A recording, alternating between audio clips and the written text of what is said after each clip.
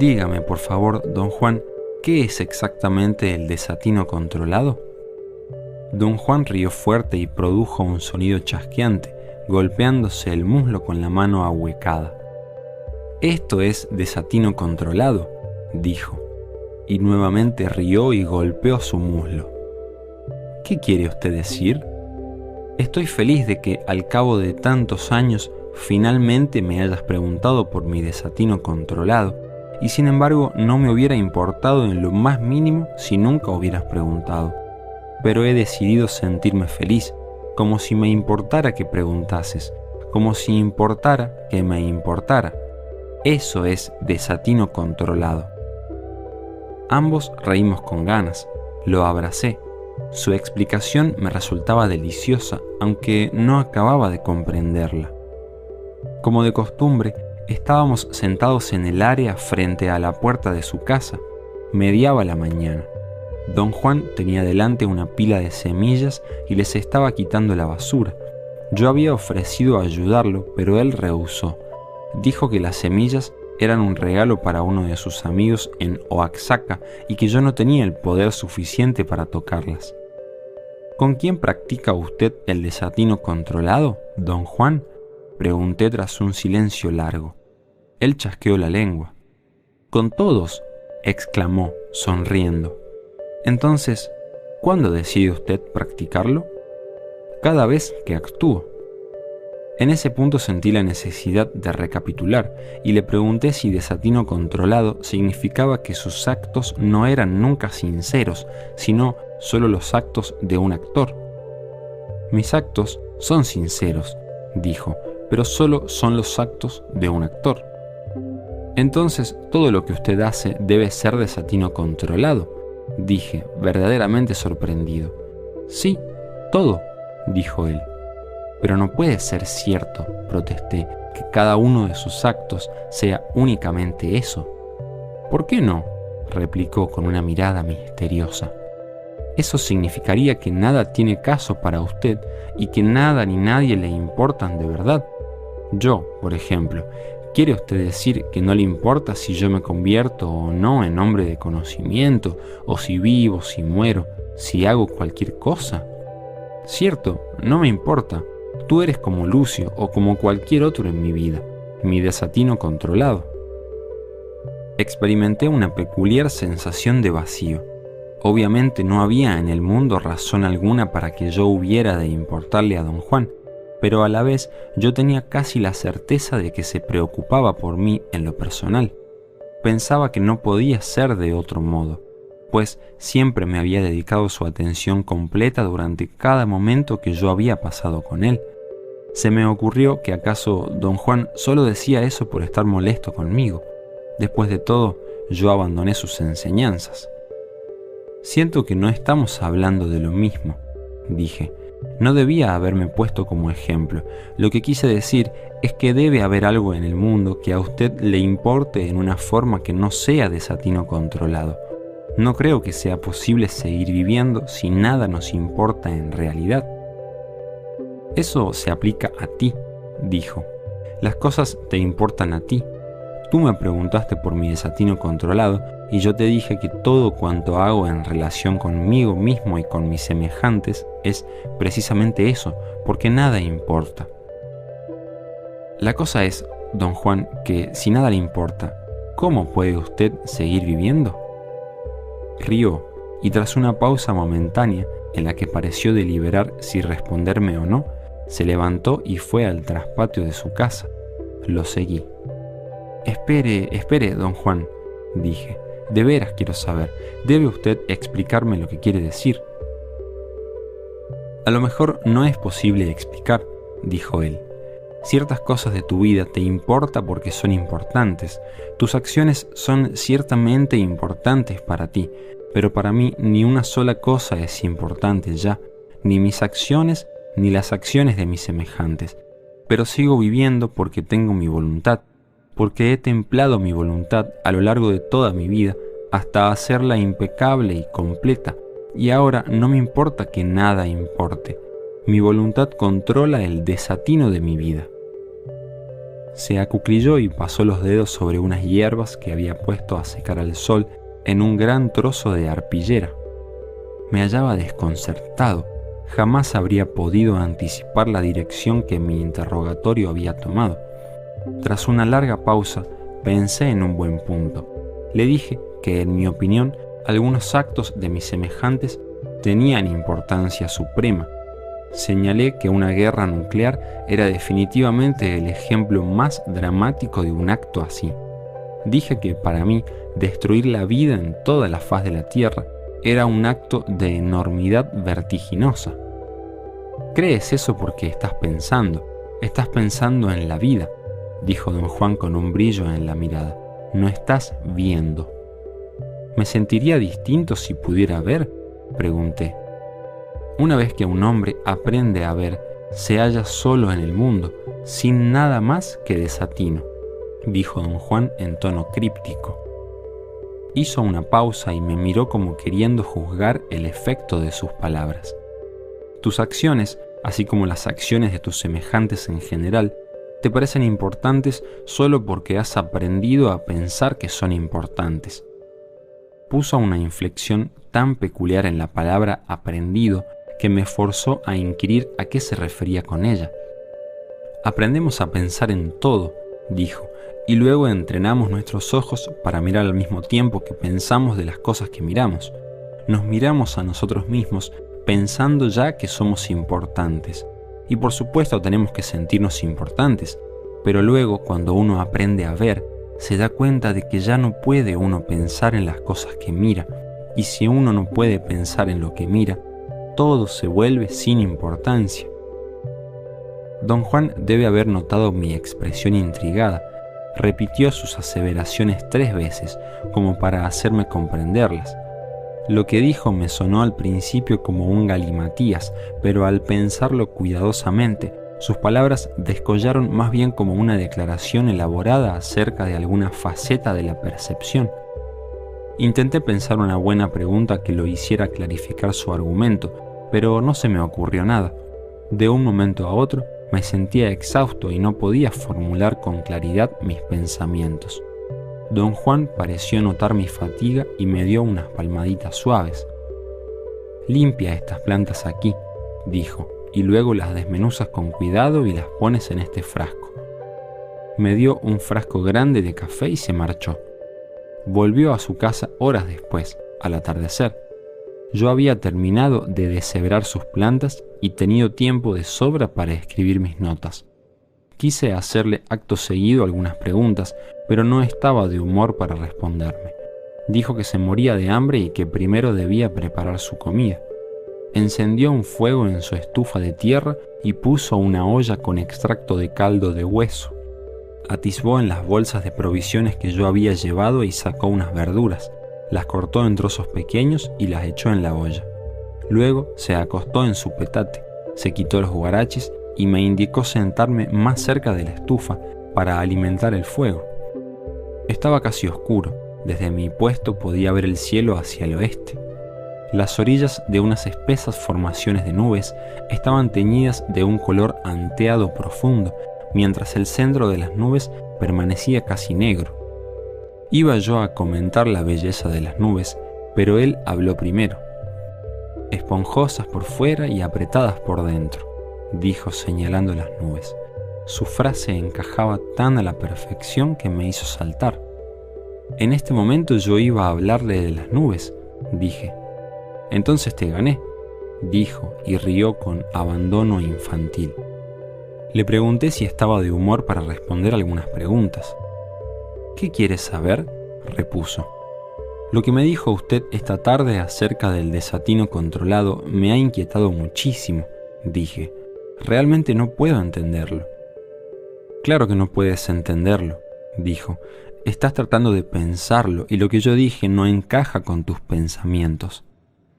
«Estoy tratando de pensarlo», dije, «porque esa es la única forma en que yo, personalmente, puedo entender cualquier cosa. Por ejemplo, don Juan, dice usted que cuando uno aprende a ver, todo en el mundo entero carece de valor». «No dije de valor, dije de importancia. Todo es igual y por lo tanto sin importancia. Por ejemplo, no hay manera de decir que mis actos son más importantes que los tuyos, o que una cosa es más esencial que otra. Por lo tanto, todas las cosas son iguales, y al ser iguales carecen de importancia.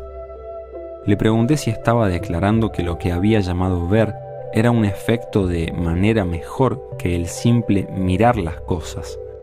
Dijo que los ojos del hombre podían realizar ambas funciones, pero ninguna era mejor que la otra. Sin embargo, educar los ojos nada más para mirar era, en su opinión, un desperdicio innecesario. Por ejemplo, para reír necesitamos mirar con los ojos, dijo, porque solo cuando miramos las cosas podemos captar el filo gracioso del mundo. En cambio, cuando nuestros ojos ven, todo es tan igual que nada tiene gracia. ¿Quiere usted decir, don Juan, que un hombre que ve nunca puede reír? Permaneció en silencio un rato. Tal vez haya hombres de conocimiento que nunca ríen, dijo, pero no conozco ninguno. Los que conozco ven y también miran, de modo que ríen. ¿Lloraría a sí mismo un hombre de conocimiento? Por supuesto, nuestros ojos miran para que podamos reír, o llorar, o regocijarnos, o estar tristes, o estar contentos. A mí personalmente no me gusta estar triste, por eso cada vez que presencio algo que por lo común me entristecería, simplemente cambio los ojos y lo veo en lugar de mirarlo. Pero cuando encuentro algo gracioso, miro y me río. Pero entonces, don Juan, su risa es genuina y no desatino controlado. Don Juan se me quedó mirando un momento. Yo hablo contigo porque me haces reír, dijo. Me haces acordar a unas ratas coludas del desierto que se quedan atracadas cuando meten la cola en agujeros tratando de ahuyentar a otras ratas para robarles la comida. Tú quedas atrapado en tus propias preguntas. Ten cuidado, a veces esas ratas se arrancan la cola al soltarse. La comparación me hizo gracia y reí. Don Juan me había enseñado cierta vez unos roedores pequeños de cola peluda que parecían ardillas gordas. La imagen de una de esas ratas rechonchas arrancándose la cola a tirones era triste y al mismo tiempo morbosamente chistosa. Mi risa, así como todo cuanto hago, es de verdad, dijo don Juan, pero también es desatino controlado porque es inútil, no cambia nada y sin embargo lo hago. Pero según yo lo entiendo, don Juan, su risa no es inútil, lo hace a usted feliz. No, soy feliz porque escojo mirar las cosas que me hacen feliz, y entonces mis ojos captan su filo gracioso y me río. Te lo he dicho incontables veces, siempre hay que escoger el camino con corazón para estar lo mejor posible, quizá para poder reír todo el tiempo. Interpreté sus palabras en el sentido de que el llanto era inferior a la risa, o al menos quizá un acto que nos debilita. Él aseveró que no había diferencia intrínseca y que ambas cosas carecían de importancia. Dijo, empero, que su preferencia era la risa, porque la risa hacía a su cuerpo sentirse mejor que el llanto. En este punto sugerí que si uno tiene preferencia, no hay igualdad. Si él prefería la risa al llanto, la primera era sin duda más importante. Don Juan mantuvo tercamente que su preferencia no quería decir que no fueran iguales, y yo insistí diciendo que nuestra discusión podía extenderse lógicamente al planteamiento de que si todas las cosas eran supuestamente iguales, ¿por qué no elegir también la muerte? Eso hacen muchos hombres de conocimiento, dijo. Un día desaparecen así nomás. La gente piensa que los emboscaron y los mataron a causa de sus hechos. Prefieren morir porque no les importa. En cambio, yo prefiero vivir y reír, no porque importe, sino porque esa preferencia es la inclinación de mi naturaleza. Si digo que prefiero o escojo es porque veo, pero el asunto es que yo no escojo vivir. Mi voluntad me hace seguir viviendo a pesar de cuanto pueda ver. Tú no me entiendes ahora a causa de esa costumbre que tienes de pensar así como miras y de pensar así como piensas. Esta frase me intrigó sobremanera. Le pedí explicar qué quería decir con ella. Repitió la misma formulación varias veces, como dándose tiempo para organizarla en términos distintos, y luego remachó su argumento diciendo que con lo de pensar se refería a la idea constante que tenemos de todo en el mundo. Dijo que ver disipaba esa costumbre, y mientras yo no aprendiera a ver, no podría comprender lo que él decía. Pero si nada importa, don Juan, ¿por qué va a importar que yo aprenda a ver? Una vez te dije que nuestra suerte como hombres es aprender, para bien o para mal, repuso. Yo he aprendido a ver y te digo que nada importa en realidad. Ahora te toca a ti. A lo mejor algún día verás y sabrás si las cosas importan o no. Para mí nada importa, pero capaz para ti importe todo. Ya deberías saber a estas alturas que un hombre de conocimiento vive de actuar, no de pensar en actuar, ni de pensar qué pensará cuando termine de actuar. Por eso un hombre de conocimiento elige un camino con corazón y lo sigue, y luego mira y se regocija y ríe, y luego ve y sabe. Sabe que su vida se acabará en un abrir y cerrar de ojos. Sabe que él, así como todos los demás, no va a ninguna parte. Sabe, porque ve, que nada es más importante que los demás. En otras palabras, un hombre de conocimiento no tiene honor ni dignidad, ni familia, ni nombre, ni tierra, solo tiene vida que vivir, y en tal condición, su única liga con sus semejantes es su desatino controlado. Así, un hombre de conocimiento se esfuerza y suda y resuella, y si uno lo mira es como cualquier hombre común, excepto que el desatino de su vida está bajo control. Como nada le importa más que nada, un hombre de conocimiento escoge cualquier acto y lo actúa como si le importara. Su desatino controlado lo lleva a decir que lo que él hace importa y lo lleva a actuar como si importara, y sin embargo él sabe que no importa, de modo que cuando completa sus actos se retira en paz, sin pena ni cuidado de que sus actos fueran buenos o malos, o tuvieran efecto o no.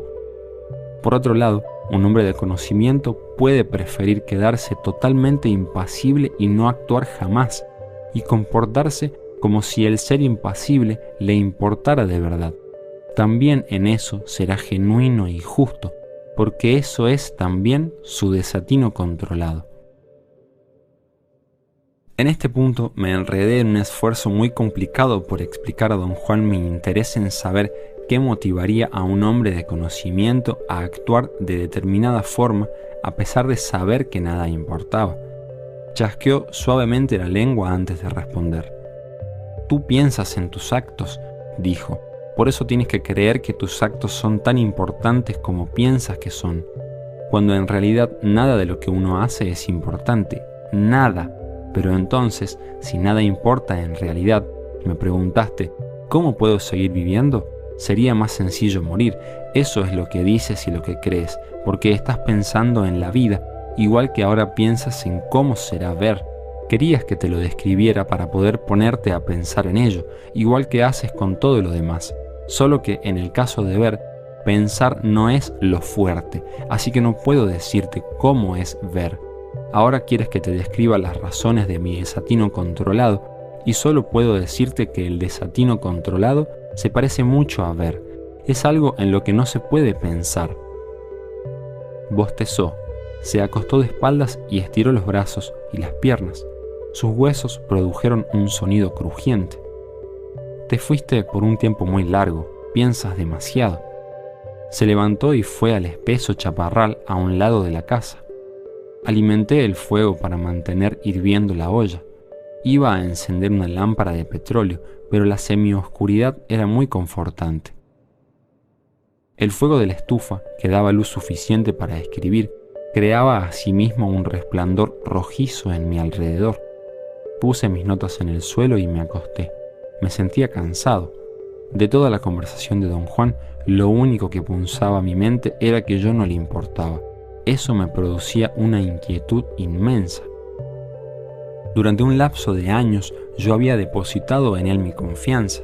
De no haber confiado en él por entero, el miedo me habría paralizado ante la perspectiva de aprender su conocimiento. La premisa en que mi confianza se basaba era la idea de que yo le importaba en lo personal. De hecho, siempre le tuve miedo, pero frené mi temor porque confiaba en él. Cuando él quitó esa base, me dejó sin nada en qué apoyarme y me sentí desvalido. Una angustia muy extraña se posesionó de mí.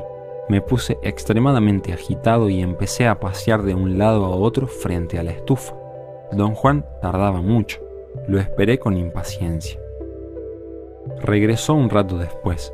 Volvió a sentarse ante el fuego y yo solté atropelladamente mis temores. Le dije que me preocupaba mi incapacidad de cambiar de dirección a mitad de la corriente. Le expliqué que, junto con la confianza que le tenía, había aprendido también a respetar su forma de vivir y a considerarla intrínsecamente más racional, o al menos más funcional, que la mía. Dije que sus palabras me habían lanzado a un conflicto terrible porque involucraban la necesidad de cambiar mis sentimientos. Para ilustrar mi argumento, narré a don Juan la historia de un anciano de mi propia cultura, un abogado rico, conservador, que había vivido su vida convencido de sostener la verdad. En los primeros años del 30, con el advenimiento de la política del presidente Roosevelt, se vio envuelto apasionadamente en el drama político de aquella época. Poseía la seguridad categórica de que el cambio era perjudicial al país y por devoción a su forma de vida y convicción de estar en lo justo, juró combatir lo que consideraba un mal político. Pero la marea de la época era demasiado fuerte, lo avasalló. Pugnó contra ella a lo largo de 10 años, en la arena política y en el territorio de su vida personal. Luego, la Segunda Guerra Mundial selló sus esfuerzos con la derrota completa. Su caída política e ideológica dio por resultado una profunda amargura. Se autoexilió durante 25 años. Cuando lo conocí tenía 84 y había vuelto a su ciudad natal a pasar sus últimos días en un asilo de ancianos. Me parecía inconcebible que hubiese vivido tanto, teniendo en cuenta la forma en que había despilfarrado su vida en amargura y autocompasión. Por algún motivo, mi compañía le resultaba amena y solíamos conversar largamente. La última vez que lo vi, concluyó nuestra conversación en la forma siguiente: he tenido tiempo de volver la cara y examinar mi vida. Los asuntos de mi tiempo no son hoy más que una historia, y ni siquiera una historia interesante. ¿Acaso desperdicié años de mi vida persiguiendo algo que nunca existió? Últimamente he tenido el sentimiento de que creí en algo que era una farsa, no valía la pena. Creo que ahora lo sé, y sin embargo no puedo recobrar los 40 años que he perdido. Dije a don Juan que mi conflicto surgía de las dudas a que me habían arrojado sus palabras sobre el desatino controlado. Si nada importa en realidad, dije, al convertirse en hombre de conocimiento, uno se hallaría forzosamente tan vacío como mi amigo y no en mejor posición. No es así, dijo don Juan, cortante. Tu amigo se siente solo porque morirá sin ver. Su vida solo fue para hacerse viejo y ahora ha de sentirse más mal que nunca. Siente haber desperdiciado 40 años porque buscaba victorias y no halló sino derrotas. Jamás sabrá que ser victorioso y ser derrotado son iguales. Con que ahora me tienes miedo por haberte dicho que eres igual a todo lo demás. Te estás haciendo el necio. Nuestra suerte como hombres es aprender, y al conocimiento se va como a la guerra, te lo he dicho incontables veces. Al conocimiento o a la guerra se va con miedo, con respeto, sabiendo que se va a la guerra y con absoluta confianza en sí mismo. Confía en ti, no en mí. Con que temes el vacío de la vida de tu amigo, pero no hay vacío en la vida de un hombre de conocimiento. Te lo digo yo, todo está lleno hasta el borde. Don Juan se puso en pie y extendió los brazos como palpando cosas en el aire. Todo está lleno hasta el borde, repitió, y todo es igual. Yo no soy como tu amigo que nada más se hizo viejo. Cuando yo te digo que nada importa, no lo digo como él. Para él, su lucha no valió la pena porque salió derrotado. Para mí no hay victoria, ni derrota, ni vacío. Todo está lleno hasta el borde y todo es igual y mi lucha valió la pena. Para convertirse en hombre de conocimiento hay que ser un guerrero, no un niño llorón. Hay que luchar sin entregarse, sin una queja, sin titubear, hasta que uno vea, y solo entonces puede uno darse cuenta que nada importa. Don Juan revolvió la olla con una cuchara de madera. La comida estaba lista. Quitó la olla del fuego y la puso en un bloque rectangular de adobe que había construido contra la pared y que usaba como repisa o mesa. Empujó con el pie 2 cajones pequeños que servían como sillas cómodas, especialmente si uno se recargaba contra las vigas que soportaban el muro. Me hizo seña de tomar asiento y sirvió un plato de sopa. Sonrió. Sus ojos brillaban como si en verdad disfrutara mi presencia. Suavemente deslizó el plato en mi dirección. Había en su gesto tal calor y bondad que parecía estarme pidiendo restaurar mi confianza en él. Me sentí idiota. Traté de romper mi pesadumbre mientras buscaba mi cuchara, pero no pude hallarla. La sopa estaba demasiado caliente para beberla del plato, y mientras se enfriaba, pregunté a don Juan si desatino controlado quería decir que un hombre de conocimiento ya no podía querer a nadie. Dejó de comer y rió. «¿Te importa demasiado querer a los otros o que te quieren a ti?», dijo. «Un hombre de conocimiento quiere, eso es todo. Quiere lo que se le antoja o a quien se le antoja, pero usa su desatino controlado para andar sin pena ni cuidado. Lo contrario de lo que tú haces ahora. Que los otros lo quieran o no lo quieran a uno, no es todo lo que se puede hacer como hombre». Se me quedó viendo un rato, con la cabeza algo ladeada. «Piénsalo», dijo. «Hay una cosa más que quiero preguntar, don Juan. Dijo usted que necesitamos mirar con nuestros ojos para reír, pero yo creo que reímos porque pensamos. Un ciego también se ríe». «No», dijo, «los ciegos no ríen, sus cuerpos se sacuden un poquito con la oleada de la risa. Jamás han mirado el filo gracioso del mundo y tienen que imaginarlo. Su risa no es rugido». No hablamos más. Yo experimentaba una sensación de bienestar, de felicidad. Comimos en silencio. Luego don Juan empezó a reír. Yo estaba usando una rama seca para llevar las verduras a mi boca. 4 de octubre de 1968. Hoy, en cierto momento, pregunté a don Juan si tenía inconveniente en hablar un poco más sobre ver. Pareció deliberar un instante. Luego sonrió y dijo que de nuevo me hallaba envuelto en mi rutina de costumbre, tratando de hablar en vez de hacer. «Si quieres ver, deberás dejar que el humo te guíe», dijo con énfasis. «Ya no voy a hablar de esto». Yo estaba ayudándole a limpiar unas hierbas secas. Trabajamos un buen rato en silencio completo. Cuando me veo forzado a un silencio prolongado me entra siempre la aprehensión, sobre todo en presencia de don Juan. En un momento dado le presenté una pregunta en una especie de arranque compulsivo, casi beligerante. ¿Cómo ejercita su desatino controlado un hombre de conocimiento en el caso de la muerte de una persona a quien ama? Tomado por sorpresa, don Juan me miró extrañado. «Digamos, su nieto Lucio», dije, «¿serían desatino controlado los actos de usted en caso de que él muriera?» «Digamos, mi hijo Eulalio es mejor ejemplo», repuso con calma don Juan. «Lo aplastó un derrumbe cuando trabajaba en la construcción de la carretera panamericana. La manera como actué con él en el momento de su muerte fue desatino controlado.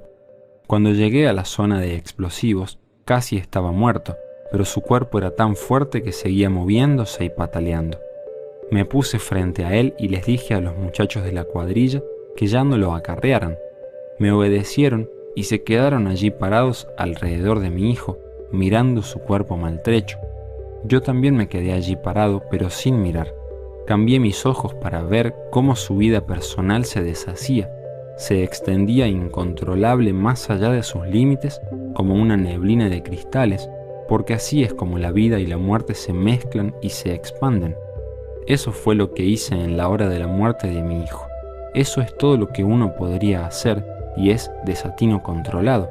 Si lo hubiera mirado, lo hubiera visto quedarse quieto y habría sentido un grito por dentro. porque ya nunca más miraría su hermosa figura caminando por la tierra. En lugar de eso, vi su muerte y no hubo tristeza ni sentimiento. Su muerte era igual a todo lo demás. Don Juan guardó silencio unos instantes.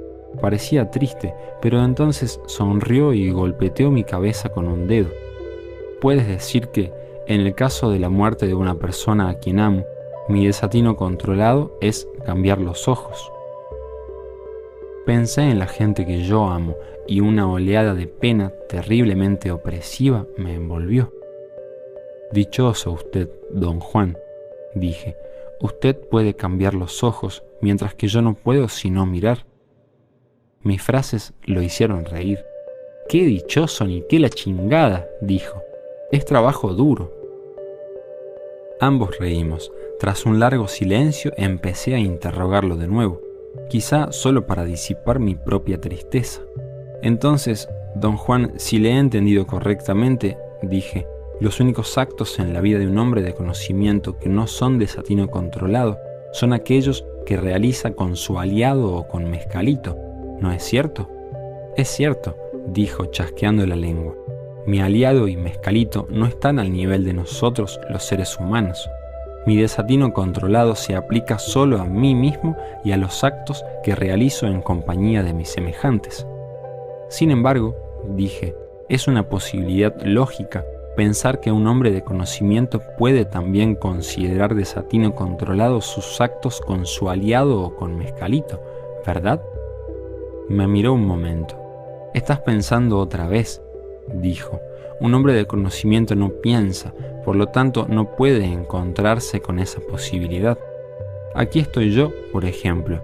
Yo digo que mi desatino controlado se aplica a los actos que realizo en compañía de mis semejantes. Lo digo porque puedo ver a mis semejantes. Sin embargo, no puedo ver a mi aliado y eso lo hace incomprensible para mí.